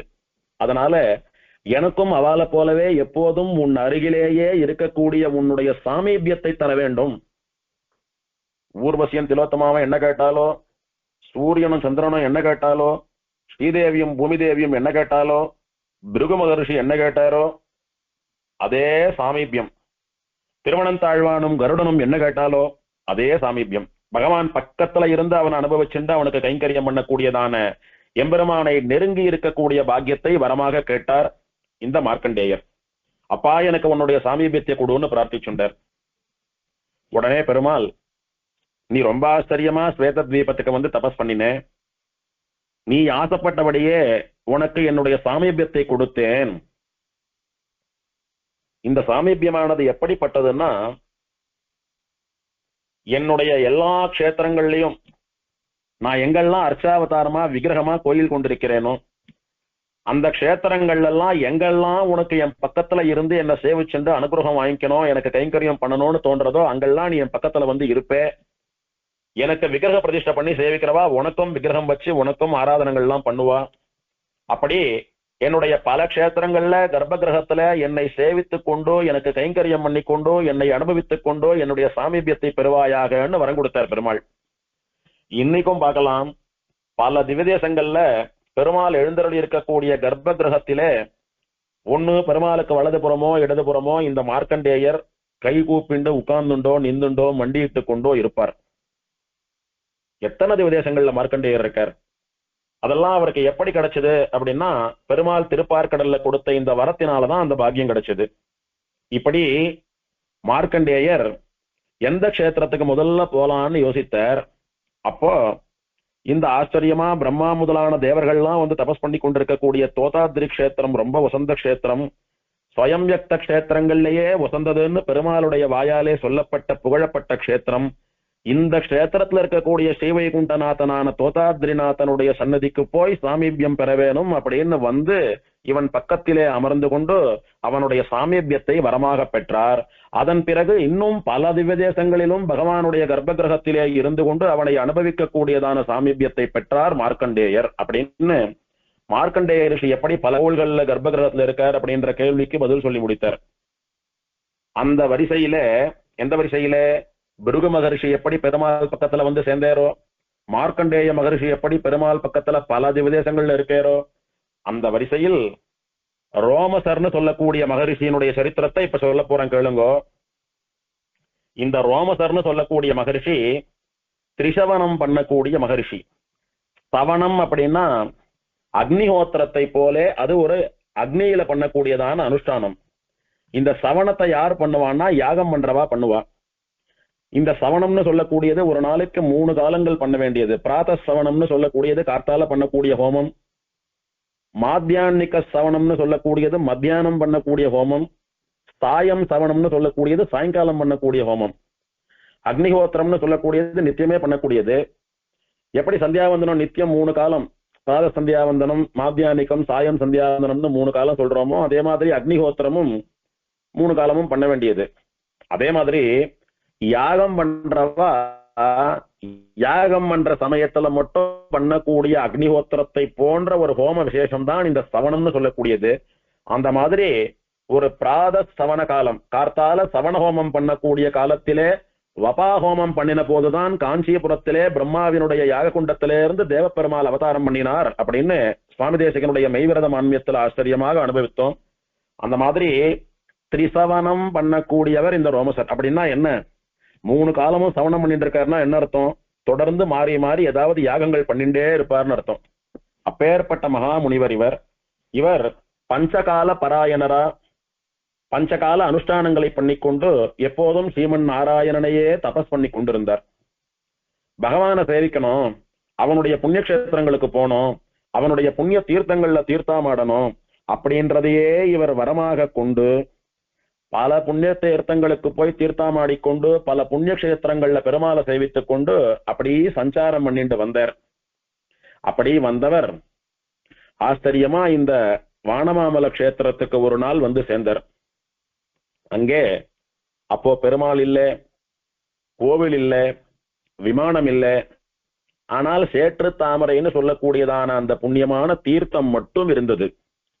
அப்ப வானமாமலை எப்படி இருந்திருக்கும், ஆச்சரியமான ஒரு மாந்தோப்பு, மாந்தோப்புக்கு நடுவே இந்த சேற்று தாமரைன்னு சொல்லக்கூடியதான புஷ்கரிணி திருக்குளம் தடாகம் அது மட்டும்தான் இருந்தது, வேற ஒண்ணும் அங்க இல்லை. அந்த மாதிரி இருக்கக்கூடிய காலகட்டத்திலே இந்த ரோமச மகர்ஷின்னு சொல்லக்கூடிய மகா தபஸ்வி மகா ஞானி அந்த வானமாமலை கஷேத்திரத்திற்கு வந்து சேர்ந்தார். வந்து பரம பவித்திரமான தீர்த்தமா தெரியறது. இந்த தீர்த்தத்தை பார்த்தா நான் ரிஷி, நிறைய தபசெல்லாம் பண்ணினவன், என்னுடைய கண்களுக்கு இந்த தீர்த்தத்துல பல தேவதைகள் வந்து தீர்த்தாமாடிட்டு போறத பார்க்க முடிகிறது, பல யோகிகள்லாம் வந்து இங்க தீர்த்தாமாடிட்டு போறா, அது என் கண்ணுக்கு தெரியறது. மனுஷா கண்ணுக்கு தெரியாத சித்தர்கள், சாரணர்கள், யக்ஷர்கள், கிண்ணறர்கள், கந்தர்வர்கள் இவாள்லாம் வந்து தீர்த்தாமாடுறதை என் கண்ணால பார்க்க முடியறது. ஏன்னா நான் அத்தனை தபஸ் பண்ணியிருக்கேன், அத்தனை சக்தி உண்டு எனக்கு. இவாள்லாம் வந்து தீர்த்தாமாடிட்டு போறான்னு சொன்னா இது சாட்சாத் வசந்த புண்ணிய தீர்த்தம், பகவானுடைய தீர்த்தமாகத்தான் இருக்க வேணும், அதுல எந்த சந்தேகமும் வேண்டாம். அதனால எல்லா இடங்கள்லயும் தபஸ் பண்ணின நான் இப்பேற்பட்ட புண்ணிய தீர்த்தத்தின் கரையிலே தபஸ் பண்ண வேண்டாமா? இன்னைக்கே இப்போதே இங்கேயே தபஸ் பண்ண போறேன்னு சொல்லி தினம் 3 காலமும் சேற்று தாமரையிலே தீர்த்தாமாடிக்கொண்டு அனுஷ்டானங்களை எல்லாம் பண்ணிக்கொண்டு தான் பண்ணி கொண்டிருந்த திரிசவனம்னு சொல்லக்கூடிய ஹோம காரியங்களை எல்லாம் விடாமல் பண்ணிக்கொண்டு கடுமையான தபஸ் பண்ணி கொண்டு வந்தார்.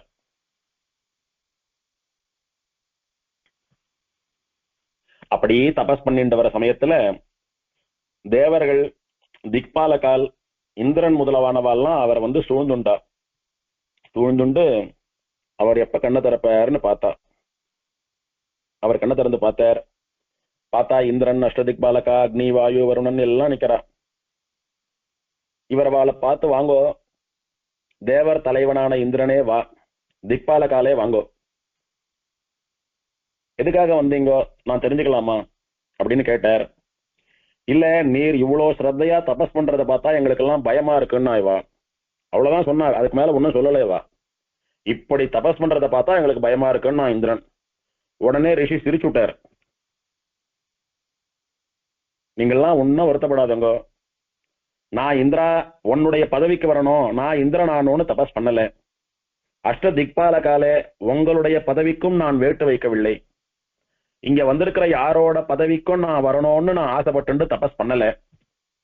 எல்லா லோகங்களுக்கும் சுவாமியாக இருக்கக்கூடிய ஸ்ரீஹரி ஸ்ரீமன் நாராயணனை கண்ணால சேவிக்கணும்ன்றதுக்காக தான் தபஸ் பண்றேன். அந்த பகவான் எனக்கு காட்சி கொடுத்தாலும் அவன் திருவடியை தவிர வேற ஒன்னத்தையும் கேட்க மாட்டேன். அதனால நீங்க என்ன நினைச்சு பயப்பட வேண்டாம். நீங்க வந்த ப்ராஜெக்ட் சக்சஸ் ஆகலன்னு போய் ஊர்வசி திலோத்தமாவெல்லாம் கூட அனுப்ப வேண்டாம். எந்த முயற்சியும் எடுக்காதீங்க, என்னை பொருட்படுத்தாதீங்கோ, என்ன மறந்துடுங்கோ, நீங்க போய் உங்க காரியத்தை பாருங்கன்னு பரிகாசம் பண்ணி அனுப்பிட்டார் ரிஷி. உடனே சரி, சத்தியவாக்கான ரிஷி பொய் சொல்ல மாட்டார், இவரால நம்ம பதவிக்கெல்லாம் ஆபத்து இல்லை, நாம பேசாம வேற யார் எங்க தபஸ் பண்றா அதை கெடுக்கலாம்னு அவ புறப்பட்டு போயிட்டார். ரோமசர் இன்னும் கூட தீர்க்கமா தபஸ் பண்ண ஆரம்பித்தார். அப்படின்னு சொல்லிட்டு இருக்கார் சூதர். நடுவுல ஒரு சிஷ்யர் எழுந்துட்டு ஒரு கேள்வி கேட்டார். சுவாமி, ஆரம்பத்துல இருந்து நாங்களும் கேட்டு இருக்கோம், சேற்று தாமரை சேற்று தாமரை சேற்று தாமரைன்னு ஒரு 100 முறையான சொல்லியிருப்பீங்க. அப்பேற்பட்ட பரம பவித்திரமான இந்த சேற்று தாமரை புஷ்கரணி இந்த தீர்த்தத்தினுடைய பெருமையை கொஞ்சம் சொல்ல முடியுமான்னு கேட்டார். சேற்று தாமரை சென்னலோடு மலர் சிறீவர மங்கள நகர் அப்படின்னு நம்மாழ்வார் இந்த சேற்று தாமரை புஷ்கரணிய மங்களாசாசனம் பண்ணியிருக்கார். அப்படி ஆழ்வார் திருவாக்காலே வந்த அந்த புஷ்கரணியினுடைய மகிமை என்னன்றத ரிஷி கேட்கிறார். அப்போ ஆச்சாரியரான சூதர் சொல்றார், முனி புங்கவர்களே, இந்த சேற்று தாமரை தீர்த்தம்னு சொல்லக்கூடியது அதுல தீர்த்தமாடுறவா ஆசைப்படக்கூடிய பயன்களை எல்லாம் தரக்கூடியது. கங்கா யமுனா சரஸ்வதினு சொல்லக்கூடியதான திரிவேணி தீர்த்தம் இருக்கு பாருங்கோ, திரிவேணி சங்கமம், அதை காட்டிலும் உசந்தது. பிரம்மா முதலான தேவர்கள் எல்லாம் கூட இதுல தீர்த்தமாடி தபஸ் பண்ணியிருக்கா. உலகத்தை காப்பவர்களா இருக்கக்கூடிய அஷ்டதிக் பாலகால்லாம் கூட இதுல தீர்த்தமாடி தபஸ் பண்ணியிருக்கா. ஒருத்தன் ஒரு முறை இந்த தீர்த்தத்துல தீர்த்தமாடுறதுனாலேயே அவனுடைய பாவங்கள் எல்லாம் போய் அவனுக்கு மோட்ச மார்க்கமும் கிடைக்கிறது. பிரம்மாவென்ன, ருத்ரன் என்ன, இந்திரன் என்ன, கந்தன்னு சொல்லக்கூடிய சுப்பிரமணியன் என்ன, இவெல்லாம் கூட எப்போது சேற்று தாமரை தீர்த்தத்திலே தீர்த்தமாட பாக்கியம் கிடைக்குமோ நமக்கு அப்படின்னு அந்த வாய்ப்பை எதிர்பார்த்து காத்துன்னு இருக்கா. அப்பேற்பட்ட பரம பவித்திரமான தீர்த்தம், இப்பேற்பட்ட புண்ணிய தீர்த்தத்தினுடைய கரையிலேதான் ரோமசர்னு சொல்லக்கூடிய ரிஷி தபஸ் பண்ணிட்டு இருக்கார். அதை பத்திதான் நான் சொல்லிட்டு இருக்கேன் அப்படின்னு ஆச்சாரியர் என்ன பண்ணினார், சிஷ்யனுடைய கேள்விக்கு பதிலையும் சொல்லிட்டு அப்படியே ஃப்ளோவா போனோம், நடுவுல இன்டரப்ட் ஆகக்கூடாது அப்படின்னு எங்க விட்டாரோ அதை அப்படியே தொடர ஆரம்பிச்சுட்டார். அதனால ஒரு சத்சங்கம், ஒரு காலக்ஷேபம், ஒரு உபன்யாசம் எல்லாம் நடக்கிறதுன்னா நடுவுல சந்தேகங்கள் கேட்கணும்னா கேட்கலாம். ஆனால் கேட்கிறவாலும் சொல்றவாலும் திரும்ப அந்த இடத்துக்கு வந்துடணும். கேட்டவா ஏதோ ஒண்ணு கேட்க போய் சொல்றவரவாளுக்கு ஒண்ணு சொல்லி என்ன சொல்லிட்டு இருந்தோம்னு இவருக்கு மறந்து கேட்டு இருக்கிறவாளுக்கும் தலைப்பு ஸ்கிப் ஆனதுனால் அவளுக்கும் மறந்து குழம்பி போக கூடாது. அதனால அந்த மாதிரி யாரான ஒருத்தர் ஞாபகம் வச்சுட்டு விட்ட இடத்தை தொடர்றதா இருந்தா நடுவுல கேள்விகள் கேட்டு பதில்கள் சொல்லிக்கலாம். அப்படி இல்லைன்னா அந்த பிரசங்கம் முடிஞ்சா விட்டு கேட்கறது உத்தமம் அப்படின்ற தர்மம் இங்கே தெரிகிறது நமக்கு. இவாளெல்லாம் மகா ஞானிகளா எப்போதும் பகவானிடத்திலேயே ஆர்வம் இருக்கக்கூடியவர்களா இருக்கிறபடினால இவாளுக்கு அந்த மறதி எல்லாம் கிடையாது. அதனால விட்ட இடத்துல ஆச்சாரியரான சூதர் தொடர்றார். இப்பேற்பட்ட புண்ணிய தீர்த்தத்தினுடைய கரையிலே தான் ரோமச மகரிஷி தபஸ் பண்ணிட்டு இருக்காருன்னு சொல்லிட்டே வந்தேன். அவர் எப்படி தபஸ் பண்ணினார் தெரியுமா? ரொம்ப கடுமையான தபஸ் பண்ணினார். அதாவது கோடை காலம் நல்லா உஷ்ணம், ஹாட் சம்மர் வந்து கொடுத்தோம்னா பஞ்சாக்னி தபஸ் பண்ணுவார். அதாவது 5 அக்னிகளுக்கு நடுவே நின்று தபஸ் பண்ணுவார். 5 அக்னிகள் என்னென்ன? அக்னிஹோத்திரம் பண்ணக்கூடியவா ஆகமனீயம்னு சொல்லக்கூடிய 3 அக்னிஹோத்திர குண்டங்கள். அந்த 3 குண்டங்களிலையும் அக்னியை பிரதிஷ்டை பண்ணிட்டு அக்னிஹோத்திரம் பண்ணி அந்த நெருப்பு அப்படி ஜுவால தகதகான்னு எரிஞ்சுட்டு இருக்கணும். அப்படி எரியிற சமயத்துல அந்த 3 குண்டங்களுக்கு நடுவுல போய் நின்னுக்கணும் இவன். அதாவது குண்டத்துக்கு நடுவுல நிக்கிறதுன்னா நெருப்புல இறங்கி நிக்கிறது இல்ல. ஒரு 10 அடி சர்க்கிள், அதுல ஒரு ட்ரையாங்குலர் ஃபார்ம்ல ஒரு மூலையில ஒரு குண்டம், இன்னொரு மூலையில இன்னொரு குண்டம், இன்னொரு மூலையில இன்னொரு குண்டம்னு ட்ரையாங்குலர் ஃபார்ம்ல 3 குண்டம் 3 பாயிண்ட்ல இருக்கு. அந்த ட்ரையாங்கிளுக்கு நடுவுல இவன் போய் நின்னுக்கணும். யாரு? தபஸ் பண்ணக்கூடியவன். அப்படி 3 அக்னிகளுக்கு நடுவுல நின்றுட்டான். இப்போ மேல சூரியன் வந்து நண்பகல் உச்சி சூரியன் உச்சி வெயில் அப்படியே மண்டைய புழக்கும். இது கடும் கோடை காலம், நல்ல பங்குனி மாசம், சித்திர மாசம், வைகாசி மாசம், அந்த சமயத்துல பண்ணக்கூடிய தபஸ் இது. மேல சூரியன் அப்படியே நெருப்பு மாதிரி கொளுத்துட்டு இருப்பான். அந்த சூரியனுடைய உஷ்ணமும் இந்த 3 அக்னி குண்டங்களினுடைய தீ ஜுவாலையும் பட்டு பூமி கூட அப்படியே காலை வச்சா தோல் உறிஞ்சிடுறாப்புல அப்படியே தகிக்கும். அப்படி 3 அக்னி குண்டங்கள் 3 நெருப்பு, மேல சூரியன் ஒரு நெருப்பு, கீழே பூமி ஒரு நெருப்புன்னு பஞ்ச அக்னிகளுக்கு நடுவிலே நின்று கோடை காலத்திலே தபஸ் பண்ணுகிறார் இந்த ரோமசர். மழை காலங்கள்ல எப்படி தபஸ் பண்றாரு தெரியுமா? மழை காலத்துல ஏசி ஃபேன் எல்லாம் ஆஃப் பண்ணிட்டு ஆத்துக்குள்ள இருந்தாலே குளிர்றதே சுவாமி நமக்கு. மலையில எப்படி குளிரும் தெரியுமா? நல்ல மழை காலத்துல குளிர்காலத்துல திருமலைக்கு வந்து சட்டை இல்லாம நின்னு பாருங்கோ தெரியும். அந்த மழை காலத்திலே நிறைய அருவிகள் பெருகி ஓடக்கூடிய காட்டுல அருவி கரையில நின்றுண்டு கொற்ற அருவிக்கு நேர தலையை வச்சுட்டு நிக்கணும். நல்ல ராத்திரி சூரியாஸ்தமனம் ஆகி உஷ்ணம் எல்லாம் போய் ஒரு 7-8 மணி ஆரம்பிக்கிறது. அந்த சமயத்துல குளிர் அப்படி ஆரம்பிக்கிற சமயத்துல உடம்புல இருக்கிற எலும்புகள்லாம் கூட அப்படியே நொறுங்கக்கூடியதான அந்த குளிரில நல்ல சில்லுன்னு இருக்கிற காட்டுல ஒசரமான இடத்துல இருந்து கொட்டக்கூடிய அருவிக்கு நேரம் நின்றுண்டு தொடர்ந்து அருவியினுடைய ஜலம் இவன் தலையில வந்து அப்படி பாறை உழறாப்புல உழருது. அத்தனை போர்ஸா வரக்கூடிய ஜலத்துல நின்றுண்டு விடிய விடிய ஜலத்துல குளிச்சுண்டு இந்த குளிரெல்லாம் எனக்கு ஒண்ணுமே இல்லைன்னு சொல்லும்படியா கழுத்தளவு ஜலம் வரைக்கும் நின்றுண்டு இவன் கார்த்தால வரைக்கும் தொடர்ந்து தபஸ் பண்ணிட்டே இருக்கணும் ராத்திரி முழுக்க குளிர்காலத்துல. இது எப்படின்னா, உடம்ப பத்தி தபஸ் பண்றவனுக்கு கவலை இருக்கக்கூடாது. உடம்பு அழிஞ்சாலும் பரவாயில்லை, ஆனால் என்னுடைய தபஸ் பூர்த்தியானோ, நான் எதிர்பார்க்கிற தெய்வம் என் முன்னால வந்து நிக்கணும் அப்படின்றது மட்டுமே இவனுடைய லட்சியமா இருக்கணும். அப்படி கடுமையான தபஸ் பண்ணினாதான் அந்த தபஸ் பூர்த்தியாகும், அந்த தெய்வம் நேர வரும். இது காலத்துக்கு காலம் மாத்தணும். ஏன்னா கோடை காலத்துல அருவில நின்று தபஸ் பண்ணா அது சுகம். மழை காலத்துல பஞ்சாக்னிகளுக்கு நடுவுல நின்று தபஸ் பண்ணா அது குளிர் காயறது, அதுவும் சுகம். அப்படி கூடாது. எப்படி பண்ணா சரீரத்தை வாட்டுமோ வதைக்குமோ அப்படி பண்ணணும் தபஸ். இது ஆழ்வார் சொல்றார். பொறுப்பிடையே நின்றும் புனல் குளித்தும் 5 நெருப்பிடையே நிற்கவும் நீர் வேண்டா. பொறுப்பிடையே நின்றும், மலைகளுக்கு நடுவே நின்று கொண்டு புனல் குளித்தும், நல்ல குளிர்காலத்துல ஜலத்துல அப்படி குளிச்சு ஜன்னி வராப்புல இருக்கவும் நீங்க வேண்டாம். 5 நெருப்பிடையே நிற்கவும் வேண்டாம். நல்ல கோடை காலத்துல பஞ்சாக்னி மத்தியில நின்று தபஸ் பண்ணவும் வேண்டாம்.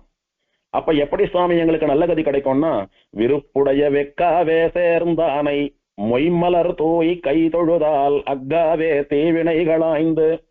காஞ்சிபுரத்துல திருவெக்கா திவதேசத்துல சொன்ன வண்ணம் செய்த பெருமாள்னு படுத்துட்டு இருக்காரே பெருமாள், அவர் திருவடியில வெறும புஷ்பத்தையும் துளசியும் இட்டு அர்ச்சனை பண்ணி கை கூப்பி அவரை சரணாகதி பண்ணுங்க போறோம், உங்களுடைய பாவங்கள் எல்லாம் நீங்கி போய் உங்களுக்கு நல்ல கதி கிடைக்கும் அப்படின்னு ஆழ்வார்கள் எல்லாம் சுலபமான வழியை காட்டி கொடுக்கிறார். இப்படி ஆழ்வார்கள் எல்லாம் அவதாரம் பண்ணி சுலபமான வழியை காட்டி கொடுக்காத காலம் அது. அப்போ கடுமையா வேதங்கள்லயும் தர்மசாஸ்திரங்கள்லயும் சொல்லப்பட்டதான இந்த வெயில் காலத்துல பஞ்சாக்னி மத்தியில நின்று தபஸ் பண்றதும், குளிர்காலத்துல கழுத்தளவு ஜலத்துல நின்று தபஸ் பண்றதுமான கஷ்டமான காரியங்களை எல்லாம் பண்ணினாதான் அவர்களுக்கு முன்னால தெய்வம் வந்து தோன்றி வரம் கொடுக்கும். அப்பேற்பட்ட கஷ்டத்தோட கூட ரொம்ப கடுமையான தபஸ் பண்ணினார். யாரு? ரோமசர்னு சொல்லக்கூடிய ரிஷி. இப்படி எத்தனை காலம் தபஸ் பண்ணினார் அப்படின்னா 33,000 வருஷங்கள் தபஸ் பண்ணினாராம் தொடர்ந்து. 33,000 வருஷங்கள் சீசனுக்கு ஏத்த மாதிரி, கிளைமேட்டுக்கு ஏத்த மாதிரி தினம் சேற்று தாமரையிலையும் குளிச்சுண்டு தீர்த்தாமாடிண்டே வரார். எத்தனையோ பேர் இவருடைய தபத்தை கலைக்கணும்னு முயற்சி பண்ணா யாராலையும் தடுக்க முடியல. மூச்சு விடாம தபஸ் பண்றார். 2 காலம் தரையில நிக்கல, ஆகாசத்துல மிதக்கிறது, அப்படி பேலன்ஸ் இல்லாம தபஸ் பண்றார். தூங்காம தபஸ் பண்றார், சாப்பிடாம தபஸ் பண்றார், தீர்த்தம் சாப்பிடாம தபஸ் பண்றார். தரையில 33 வருஷம் கால் படவே இல்லை, ஆகாசத்துல தொங்கிண்டே தபஸ் பண்றார். இப்படி பல காலம் கழிஞ்சு போச்சு. அப்படியே இருந்துட்டு இருக்கிற சமயத்துல ஒரு நாள் 33,000 ஆண்டுகள் கழித்து அந்த சேற்று தாமரைன்னு சொல்லக்கூடிய புஷ்கரணியினுடைய கிழக்கு கரையில மாந்தோப்புக்கு நடுவே எம்பெருமான் ஸ்ரீமன் நாராயணன் கருட வாகனத்திலே வந்து சேவை கொடுத்தான் இந்த ரோமசருக்கு. 1000 சூரியன்கள் ஒரே சமயத்துல உதித்தா எப்படி தேஜஸ் இருக்குமோ அந்த தேஜஸோடு கூட எம்பெருமான் ஸ்ரீமன் நாராயணன் வந்து இவருக்கு முன்னால நிக்கிறான். பெருமாள் ரோமசருக்கு காட்சி கொடுத்த போது ஆகாசத்திலிருந்து மலர் மாறி பொழிந்தது. தேவர்கள்லாம் புஷ்பங்கள் அப்படி கூட கூடையா கொற்றா பெருமாள் மேல. மலர் மழை பொழிகிறது, புஷ்ப விருஷ்டி பொழிகிறது. பல வாத்திய விசேஷங்கள்லாம் கேட்கறது ஆகாசத்திலேருந்து. தேவ வாத்தியங்கள் அப்படின்னு சொர்க்கலோகத்துல தேவர்களால மட்டுமே இசைக்கப்படக்கூடியதான வாத்தியங்கள்லாம் உண்டு. அந்த மாதிரியான வாத்தியங்கள், துந்துபி முதலான வாத்தியங்கள் எல்லாம் நன்னா உறக்கம் முழங்குறது ஆகாசத்துல. தேவர்கள்லாம் மலர்மறை பொழியரா. இதுக்கு நடுவுல ஆச்சரியமா வானமாமல பெருமாள் கருட வாகனத்துல வந்து ரோமசருக்கு சேவை கொடுக்கிறார். வாத்திய கோஷத்தோடைய கூட கருட வாகனத்துல பெருமாள் வந்து நிக்கிறார். பெருமாள் மேல மலர்மழை பொழிகிறது. மலர்மழை பொழிந்து முடிச்சுட்டு மேல இருந்து புஷ்பத்தை விருஷ்டி பண்ணிட்டு இருந்த தேவர்கள்லாம் கீழே வந்து பெருமாளை சாஷ்டாங்கமா விழுந்து சேவிக்கிறார். அப்படி எல்லா தேவர்களாலையும் விழுந்து சேவிக்கப்படும்படியான பரதத்துவமான ஸ்ரீமன் நாராயணனை ரோமசர் சேவிக்கிறார். சிவனயன் இந்திரன் இவர் முதல் அனைத்தோர் தெய்வ குழாங்கள் கை தொழக் கிடந்த தாமரை உந்தி தனி பெருநாயக அப்படின்னு நம்மாழ்வார் சொன்னாரே, அது இந்த பெருமாளுக்கு சத்தியமா பொருந்தும். பொதுவா திருவேங்கடமுடையானோ ஸ்ரீரங்கநாதனோ தேவ பெருமாளோ அந்த மாதிரி பெரிய பெருமாள்களா இருந்தாலும் சரி, நம்மாத்து சாலகிராம பெருமாள்னாலும் சரி, பெருமாள் ஒண்ணுதானே, சாநித்தியம் ஒண்ணுதானே. இவருக்கு சக்தி குறைவு, அவருக்கு ஜாஸ்தின்னு சொல்ல முடியுமோ? திருவேங்கடமுடையானிடத்துல சரணாகதி பண்ணாலும் மோட்சம் கிடைக்கிறது. ஆச்சாரியன் தன்னுடைய ஆத்து சாலகிராம பெருமாளிடத்துல சரணாகதி பண்ணி வச்சாலும் மோட்சம் கிடைக்கிறது. அப்ப 2 பெருமாளுக்கும் ஸ்ரீவைகுண்டத்தை தரக்கூடிய சக்தி உண்டோன்னோ? அப்ப பெருமாளுடைய சக்தியில சாநித்தியத்துல வித்தியாசம் கிடையாது. அதனால எல்லா பெருமாளுமே தெய்வங்களுக்கெல்லாம் நாயகனா, தேவர்களுக்கெல்லாம் சுவாமியா இருக்கக்கூடியவன் தான். ஆனால் ஸ்தல புராணத்தின்படி தேவநாதன்னா இவன் தான். ஏன்னா யார் தேவநாதன், யார் தெய்வநாயகன், யார தேவர்கள் தெய்வங்கள்லாம் சேவிக்கிறாளோ அவன் அவளுக்கு நாதனா சுவாமியா இருக்கக்கூடியவன், நாயகனா இருக்கக்கூடியவன் சொல்றோமோ இல்லையோ? யாருக்கு தெய்வநாயகன் பேரு? சிவன், அயன், இந்திரன் இவர் முதல் அனைத்தோர் தெய்வ குழாங்கள் கைதொழ கிடந்த அப்படின்றார். திருப்பார்கடல்ல பெருமாள் படுத்துட்டு இருக்காராம். பெருமாளை யாரெல்லாம் கை கூப்பி விழுந்து சேவிக்கிறான்னா சிவன், பிரம்மா, இந்திரன் முதலான தேவர்கள் எல்லாம் சேவிக்கிறாளாம். அந்த எல்லா தேவர்களுக்கும் நாதனாக இருக்கிறவன் தான் தேவநாதன், எல்லா தெய்வங்களுக்கும் நாயகனா இருக்கிறவன் தான் தெய்வநாயகன். இப்ப வானமாமல பெருமாளுக்கு தெய்வநாயகன்னு திருநாமம் உண்டோ இல்லையோ? எப்படி அந்த பேர் வந்தது அந்த பெருமாளுக்குன்னா இப்படிதான் வந்தது. பெருமாள் கருட வாகனத்துல வந்து நிக்கிறார். எல்லா வாத்தியங்கள் முழங்கித்து மலர்மழை பொழியப்பட்டது. மலர்மழை பொழிது முடிச்சுட்டோ தேவர்கள் மொத்த பேரும், பிரம்மா, ருத்ரன், இந்திரன், வாயு, வருணன், அக்னி மொத்த தேவர்களும் வந்து பெருமாள் காலில் விழுந்து சேவிக்கிறார். இப்போ கீழே விழுந்து சேவிக்கிறதெல்லாம் யாருன்னா மனுஷா இல்ல, எல்லாம் தேவதைகள், தெய்வங்கள். இந்த தெய்வங்களுக்கெல்லாம் நாயகனா இருந்து இந்த தெய்வங்கள் எல்லாம் காலில் விழுந்து சேவிக்கும்படியான ஒரு சுவாமி யாருன்னா, நாயகன் யாருன்னா இந்த வானமாமலை பெருமாள். அதனால அவனுக்கு தெய்வநாயகன் ஆழ்வார் கொடுத்த திருநாமம் 100க்கு 100 அன்வர்த்தமாச்சு இந்த சரித்திரத்தினாலே. இப்படி தேவர்கள்லாம் பெருமாளை சேவித்தா, ரோமசர் சேவித்தார். பெருமாள் ஆச்சரியமா கருட வாகனத்துக்கு மேல ஸ்ரீதேவி பூமி தேவியோடு கூட சேவை சாதிக்கிறார். அவரை ஆச்சரியமா ரோமச மகரிஷி ஸ்தோத்திரம் பண்ண ஆரம்பிக்கிறார். அவர் என்ன ஸ்தோத்திரம் பண்ணார், பெருமாள் என்ன வரம் கொடுத்தார் அப்படின்றத அடுத்த உபன்யாசத்துல பார்க்கலாம். கவிதார்க்கிக சிம்ஹாய கல்யாண குணசாலினே ஸ்ரீமதே வெங்கடேஷாய வேதாந்த குரவே நமஹ.